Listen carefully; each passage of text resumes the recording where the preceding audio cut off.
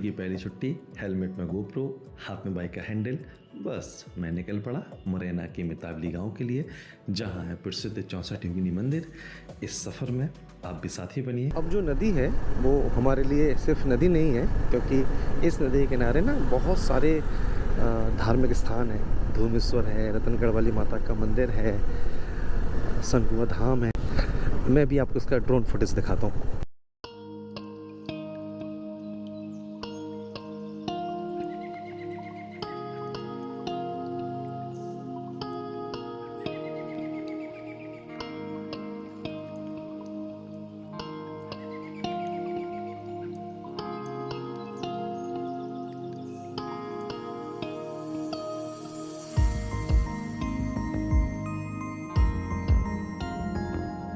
अभी मुझे घर से निकले ऑलमोस्ट 1 घंटा होने को है, और अभी मैंने डिस्टेंस कवर की है ओनली 28 to 30 किलोमीटर, 28 से 30 किलोमीटर।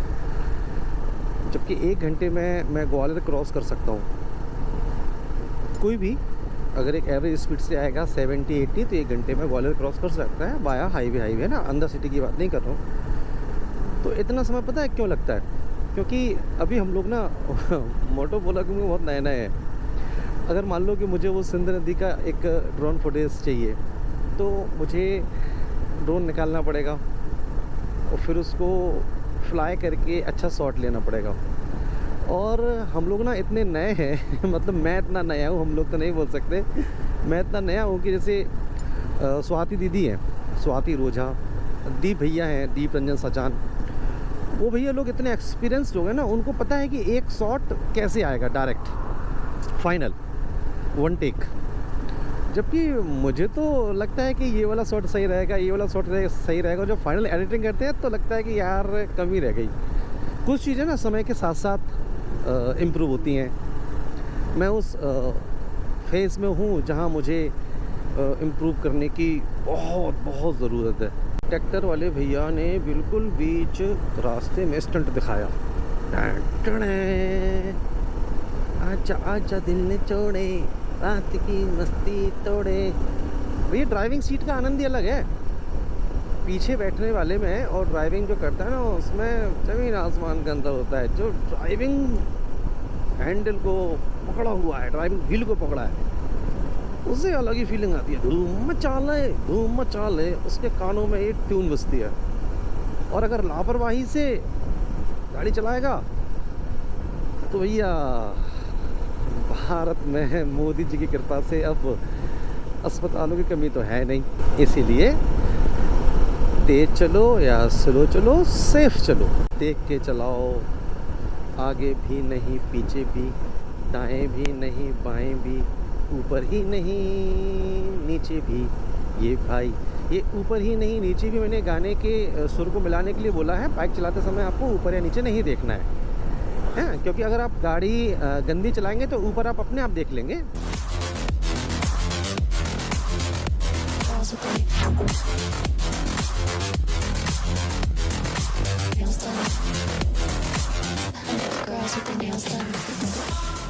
अब हम कर रहे हैं ग्वालियर को बाईपास से पार।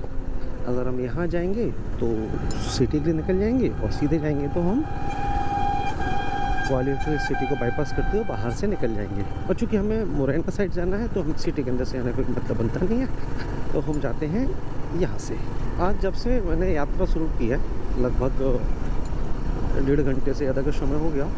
अभी आपने जो बस देखी जो मेरे पीछे निकली, ऐसी मैं कई बसें देख चुका हूँ। सारी की सारी बसों में जो यात्री हैं वो अच्छे संख्या में हैं।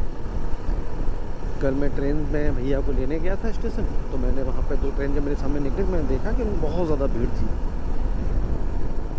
तो महसूस हुआ कि आदमी पैसे कमाने के लिए कहीं भी चला जाए, लेकिन जब भी उसको अपनी खुशियों को, अपने त्योहारों को मनाना होगा तो उसे अपने घर ही लौटना पड़ेगा।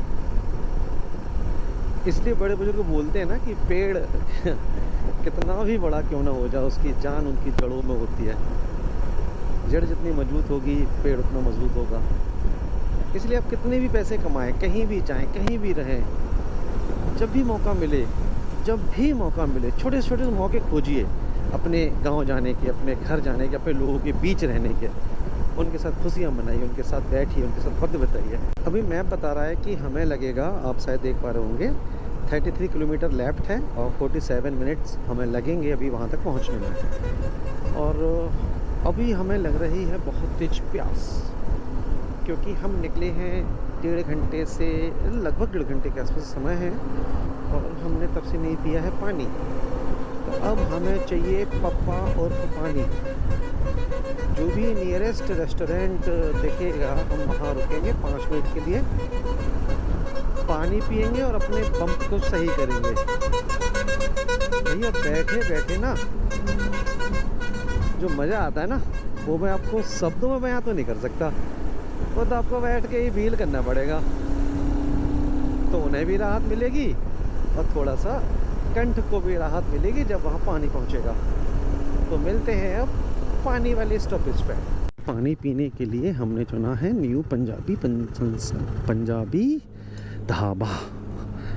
मुझे पहले लगा सत्कार लिखा हुआ है पहले, पर वो बाद में लिखा था। यहाँ पे सब लोग नहा रहे हैं, टकवा रोके हैं। बर्थडे बॉय जमाई लेते हुए और बर्थडे बॉय का हेलमेट। और ये है पंजाबी ढाबा। यहाँ पे हमने चाय और पैसे बोला था हमने कॉफ़ी लिया था, पर कॉफ़ी यहाँ पे है नहीं। तो भैया जो है ना छोड़ू आ रहा है, वो पानी की बोतल और वो चाय लेके आएंगे। अच्छी जगह है, हाईवे बिल्कुल सामने ही है, बिल्कुल बाइक की है। ये देखो आप मेरे आगे राजस्थान नंबर प्लेट की कुछ बाइक्स जा रही है। इनके ऊपर एक मैम है, भैया हैं, बच्चे हैं और पूरा बिस्तर है, उनका पूरा सामान है। ये तो पूरा घर का घर जा रहा है। मुझे ऐसा लग रहा है कि जैसे मान लो कहीं पे ऐसे व्यापार करने वाले लोग होंगे या काम करने वाले लोग होंगे, तो कहीं काम मिलता होगा या व्यापार मिलता होगा, तो वहाँ पे लोग रुक जाते होंगे और अपना एक टेंट टाइप का लगा के रहते होंगे, ऐसा मुझे लग रहा है। लेकिन बाइक के ऊपर वो पूरा एक होता है ना, वो फोल्डेबल बेड तो नहीं है बोलते, लेकिन जैसे खटिया होती है ना, बुंदेलखंडी में खटिया बोलते हैं अपन, तो खटिया जैसे ही होता है ना वो लोहे के पाइप वाला, वैसा एक बेड था, पूरी गाड़ी पर रखा हुआ है। 3 गाड़ियों पे 3 है। वाह, अलग अलग फॉर्म में ज़िंदगी है। हम जो जी रहे हैं सिर्फ वही ज़िंदगी नहीं है, जो हमने सोची नहीं है वो भी ज़िंदगी है, जो हम सोच रहे हैं और मिल नहीं पा रही है वो भी ज़िंदगी है। लेकिन सबसे अच्छा वो है जो हमारे पास है, जो हमारे पास है वही सबसे अच्छी ज़िंदगी है। ये जो बोर्ड है ना, इस बोर्ड से आगे एक फ्लाईओवर है ये सामने, और मुझे गूगल मैप कह रहा है कि आपको NH-44 छोड़ना होगा। मतलब अब मुझे इस रास्ते से आने के लिए बोल रहा है। तो जब भी आप कभी दतिया से या झांसी से या कभी भी उस तरफ से सोच रहे हैं कि आप मेतावली या 64 योगिनी मंदिर जाएं, एक्चुअली मैं 64 योगिनी मंदिर ना इसलिए बहुत ज़्यादा महत्वपूर्ण हो जाते हैं क्योंकि उसका जो आकार है ना वो भारतीय संसद के जैसा है। जो नई संसद है उसके जैसा नहीं, पुरानी वाली के जैसा, जो एडविन लुटियंस ने डिज़ाइन किया था ना उसके जैसा। और पूरे भारत में चंद ही मंदिर हैं जिन्हें हम 64 योगिनी मंदिर के नाम से जानते हैं। अभी हम आपको दिखाएंगे ना, तो उसका जो शेप है वो आपको लगेगा कि बिल्कुल संसद के जैसा है। अभी यहाँ से मैं राइट लेना है, ये कोई ब्रिज है, गुर्जर चौक लिखा है ऊपर, लक्ष्मणगढ़ है ना, यहाँ से हम टर्न ले रहे हैं। अभी ये रास्ता कहाँ को जा रहा है हमें नहीं पता, लेकिन हाँ गूगल मैप पे इतना भरोसा कर सकते हैं क्योंकि दिन का समय है और हम बिहार में नहीं है। अच्छा, जो भी कार ओनर्स है ना, जो भाई कार को ऑन करते हैं ना, वो मेरी इस बात को थोड़ा सा रिलेट कर पाएंगे। मेरा एक दोस्त है, उसने ऑरा ली है जो मेरे सामने है, वो बड़ा खुश हुआ। फिर एक दिन उसका चक्कर लग गया दिल्ली, तो दिल्ली में उसको ऑरा पे ना पीली नंबर प्लेट दिखी। ये नंबर प्लेट टैक्सी में होती है। तो जैसे मेरे पास वैगन-आर है, तो जब मैंने वैगन-आर ली तो मुझे लगा अरे यार बहुत अच्छी गाड़ी है, बढ़िया गाड़ी है। जब मैं गोवा गया या दिल्ली गया है कहीं गया, तो मैंने देखी कि वैगन-आर का पूरे तो टैक्सी से भी बदतर हो रहा है भैया। तो उस टाइम पे लगता है कि अरे यार मेरी गाड़ी को टैक्सी बना दिया। क्योंकि भैया हमारे यहाँ फॉर्च्यूनर बहुत बड़ी कार मानी जाती है और है भी, मतलब 30-40 लाख की कार है, छोटी थोड़ी होगी। बहुत बड़े बड़े लोग उसको मैनेज कर पाते हैं। लेकिन आप कभी दिल्ली जाएँ, कभी बेंगलोर जाएँ, मुंबई जाएँ, तो वहाँ फॉर्च्यूनर जैसी गाड़ियाँ टैक्सी के रूप में लगी हैं। तो उस टाइम में बड़ा दुख होता है भैया, बहुत दुख होता है। और एक कार लेके हमें लगता है कि हम कंपनी वालों को ये बोल पाएँ कि ये वाली गाड़ी मैंने ले ली, तो अब ये गाड़ी कभी टैक्सी के रूप में नहीं चलेगी। कहाँ से ऐसा हो पाता। भैंस दीदी अपनी सहेलियों के साथ दिवाली की शॉपिंग करने के लिए जाती हुई। अब वहाँ बोर्ड के ऊपर आपको दिख रहा होगा तो मितावली दिखा, बोर्ड पे लिखा हुआ, और 70 किलोमीटर लेफ्ट फ्रॉम हेयर, और 27 मिनट का समय अभी यहाँ से और लगेगा। अभी देखो आप, त्योहारों की रौनक कितनी है, सब लोग खरीदारी कर रहे हैं।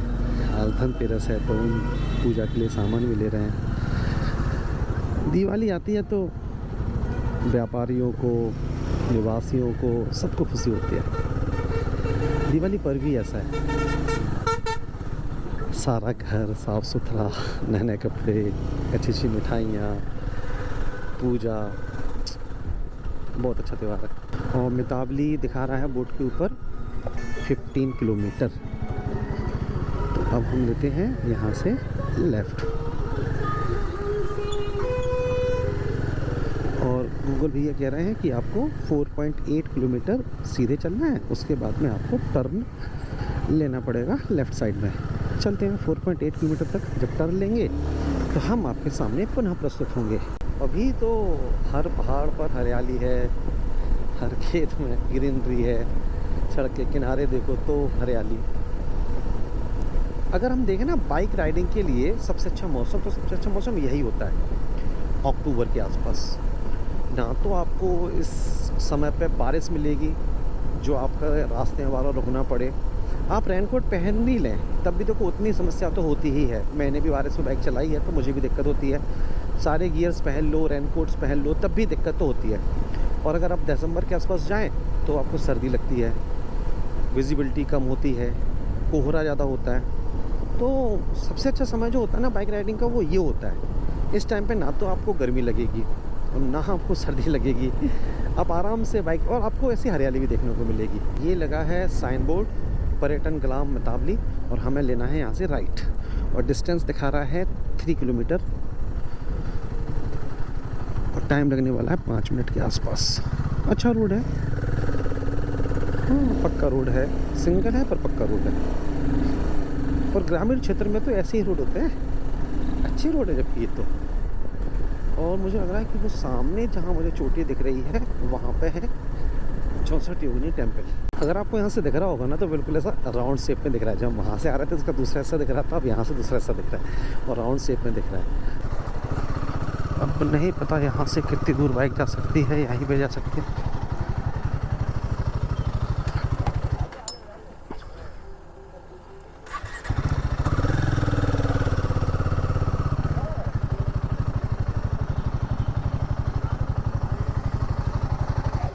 जब आप उस रास्ते से आएंगे सामने से तो आपको यहाँ पे अपनी गाड़ी पार्क करनी पड़ेगी, है ना। ये बाउंड्री है ऊपर जाने के लिए है, और ये यहाँ पे थोड़ा सा स्पेस है जहाँ से आप अपनी गाड़ी को पार्क कर सकते हैं। और फिर आपको लगभग हम बोल सकते हैं कि 100-200 मीटर की डिस्टेंस कवर करके आपको ऊपर जाना पड़ेगा। चलते ऊपर देखते हैं। ये यहाँ का मेन एंट्रेंस है। जब आप एंटर करेंगे तो आपको मितावली का बोर्ड लिखा हुआ मिल जाएगा, और ये हाथी की एक प्रतिमा है जो अभी तो खंडित अवस्था में है, लेकिन हाँ से समझ में आ रहा है कि हाथी रहा होगा। और यहाँ से आपको लगभग 100-200 मीटर के आसपास के डिस्टेंस को कवर करके जाना पड़ेगा। कार या मोटरसाइकिल आप नीचे लेके आए तो आपको वहीं नीचे पार्क करनी पड़ेगी। यहाँ से आपको पैदल ऊपर जाना होगा।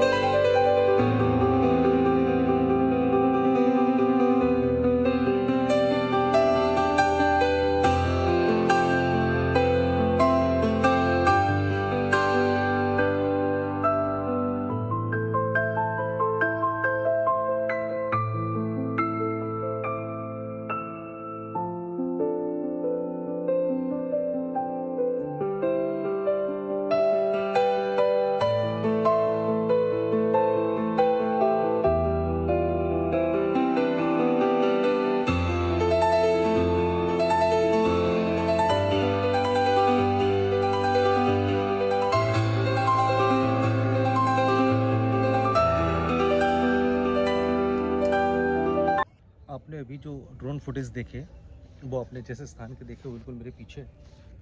और इतिहासकार ऐसा बताते हैं कि 13वीं सदी में बना ये जो स्थान है वो तांत्रिक क्रियाओं के लिए बहुत बड़ा स्थान हुआ करता था। भारत में 64 योगिनी मंदिरों को लेके जो उनकी संख्या है वो निश्चित तौर पर नहीं कही जा सकती, लेकिन हाँ 4-5 64 योगिनी मंदिर जो आज भी जीवित अवस्था में है उनमें से एक ये है जो मितावली गांव में आता है, मुरैना जिले के अंदर। इसको लेके इतिहासकार एक ये भी दावा करते हैं कि जो एडविन लुटियंस थे जिन्होंने संसद का निर्माण किया था, पुरानी संसद, उसका जो डिज़ाइन है वो बिल्कुल पूरा का पूरा डिज़ाइन इसी मंदिर से लिया गया था। जब उनके दिमाग में संसद बनाने का आइडिया आया तो उन्होंने यहाँ से कुछ चीज़ों को लिया उस संसद भवन में। और इस मंदिर में जो अंतर है वो अंतर ये है कि उसमें जो खंबे हैं संसद भवन में वो संसद भवन के बाहर है और इसमें जो खंबे हैं वो उस मंदिर के अंदर है। अभी मैं आपको अंदर चल के दिखाऊंगा तो आपको समझ में आएगा कि इसे 64 योगिनी मंदिर क्यों कहते हैं, क्योंकि इसमें 64 अलग अलग कमरे टाइप के बने हुए हैं जिनमें लोग आके तंत्र विद्या करते थे या तांत्रिक न्याय करते थे। अभी भी जो यहाँ के केयर टेकर है वो बता रहे थे कि शाम को यहाँ आना लोग अवॉइड करते हैं, शाम को यहाँ पे लोग नहीं आते। बाकी कुछ ऐसी जगह हैं जो जगह छूटी हुई हैं खास करके उस वर्ग के लोगों से जो वर्ग अपना ज़्यादा समय इंस्टाग्राम पे बिताता है। आना चाहिए, यहाँ की चीज़ों को सीखना चाहिए। मध्य कहीं बाहर नहीं जा सकते तो आसपास तो कम से कम घूम ही सकते हैं। चलिए मैं आपको अंदर का फुटेज दिखाता हूँ। ये इस मंदिर का एंट्री गेट है, लकड़ी का गेट है, अभी नया लगा होगा। सामने बिल्कुल महादेव जी का मंदिर है बिल्कुल सामने, और जो संसद भवन है पिलर बाहर की तरफ है वो इस मंदिर की तरफ है।